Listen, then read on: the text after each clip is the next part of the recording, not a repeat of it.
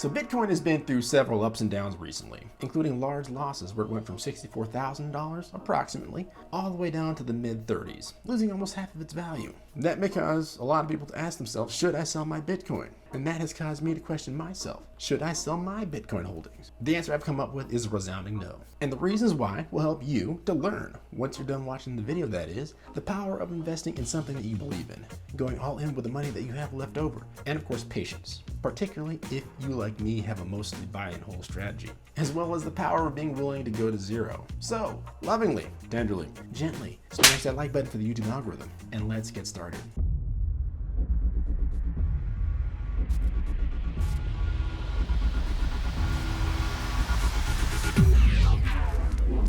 You're watching Finance Squared, and I'm your host, Derek West. On this channel, we love talking about all things personal finance and the thinking behind how to be a steely-eyed investor in all things, including cryptocurrency and Bitcoin. Certainly counts. If this sort of topic interests you, don't miss out on a single video we drop by subscribing to the channel and turning on post notifications.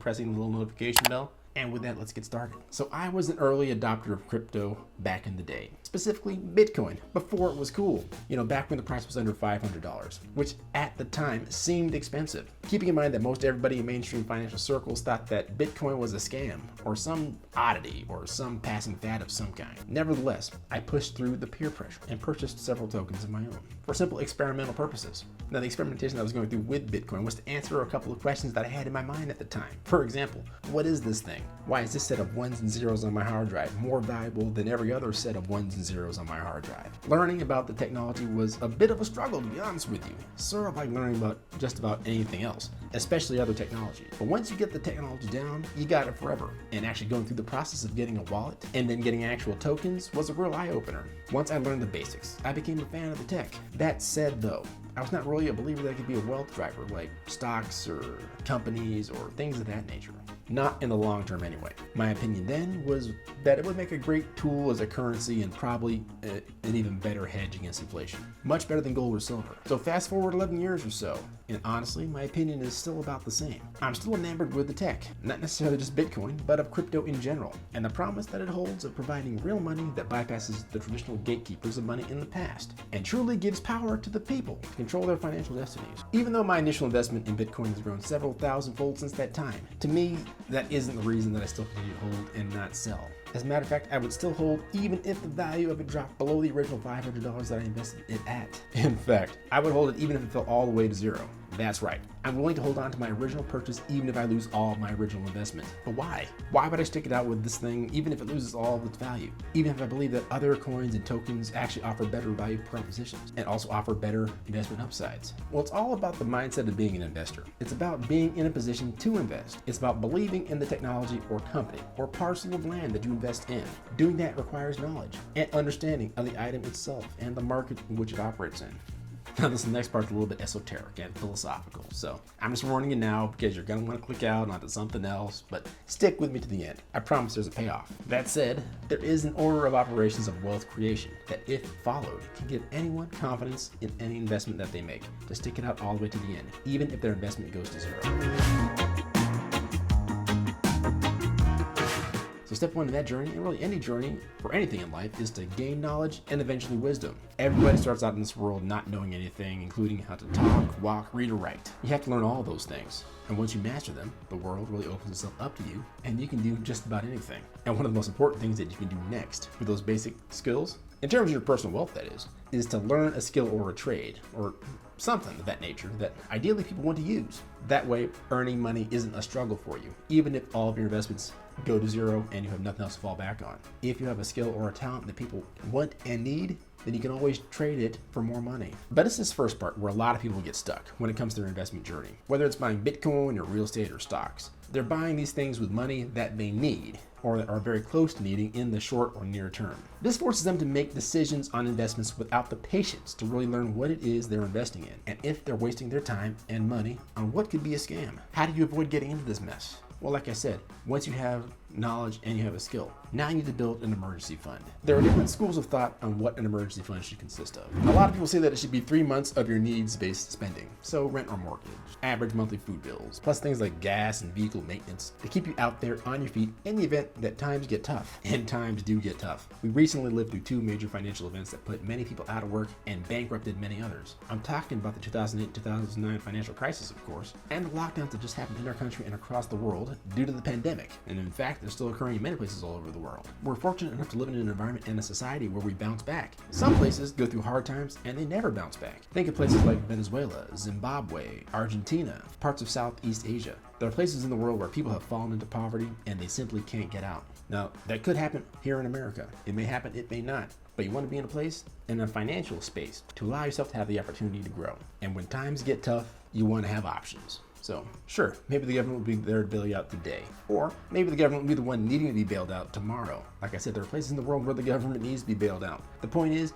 you need to have some cash in place to get you to a better place, where you can keep growing and learning and expanding on yourself and on your wealth and on your life and on your knowledge and on your happiness. Now, I recently proposed the idea that maybe you should have your emergency fund in cryptocurrency of some kind. Bitcoin, Litecoin, Dogecoin, you know, something like that. I think that's an interesting proposal that may soon gain traction in the coming years. So remember who said it first. Nevertheless, once you have an emergency fund set up, no matter what it is, if you just meet the basic requirements or if you go all out and have an entire year's worth of spending saved up in a growing cryptocurrency, whatever, at that point, you're free to invest.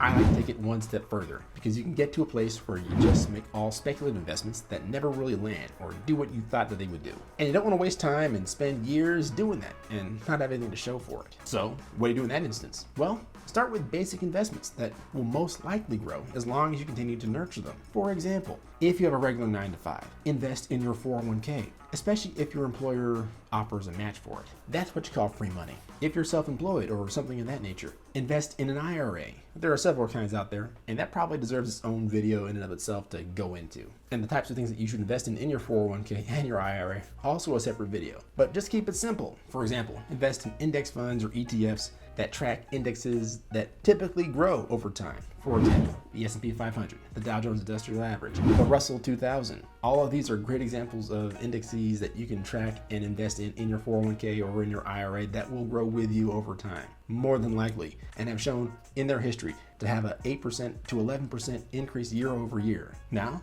remember, past performance does not indicate future performance, so they could all nosedive and never make a profit for anybody ever again. But that's unlikely, and more than likely, if you invest in those things consistently and you continue to nurture them, they will grow over time, giving you a baseline of investments to make you more confident to invest in more speculative things. So yeah, once you have a 401k or an IRA in place and you're investing in an index fund of that nature, it's time to start making more speculative style investments with the money that you have left over. And when I say speculative, I mean investments that may grow 1,000, 10,000, 1 million times or more, similar to Bitcoin. And because you invested in somewhat safer investments, you'll not be tempted to sell when the price drops or when volatility for the asset starts to go through the roof. Things like that. Or you won't be as tempted, which is probably a better statement. Nope, just like me, you may be willing to hold on to the asset even if it goes to zero, even with major headwinds that are facing that asset, such as increased regulatory scrutiny, increased competition from other tokens that definitely have better tech and probably better value propositions.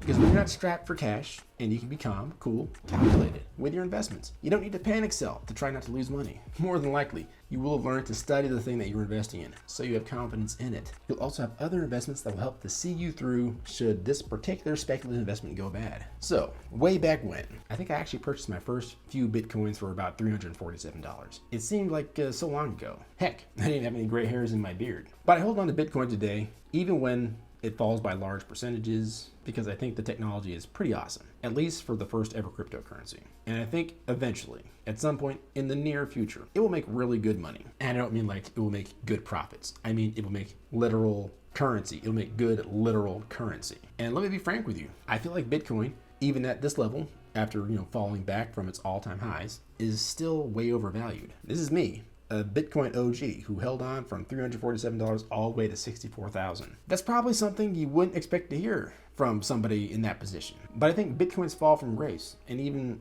if it fell back even further, it'll help it to, in the long run, be more of a currency and not a speculative investment, which is where I feel its true strength lies. In my mind, Bitcoin is a better store of value than the US dollar and gold and silver, but it's not so valuable that it should be out of reach of your average retail investor. I think even when the value of Bitcoin gets into roughly the $15,000 range, it will be much more valuable to society as a whole, as a means of conveyance and of value transfer, not just a store of wealth. And me personally, I'm not scared to hold on to it while it gets there, if it ever gets there again, because I prepared myself to be in a position where I don't have to invest under stress. And you don't have to stress out by missing out on high quality personal financial videos by subscribing to this channel and by turning on post notifications so you never miss a topic like this when it drops. And remember to like this video if you liked this video, and leave us a comment with your thoughts on holding on to Bitcoin or any other speculative investment. Why are you holding on to it? Or why are you selling actually? We're all dying to know, folks. And remember, a goal without a plan is a wish. A goal with a plan and no action is a wish list. Thanks for watching this video, everybody. It means a lot to me and everybody here at the channel. Have a great day, and I'll catch you next time. Peace.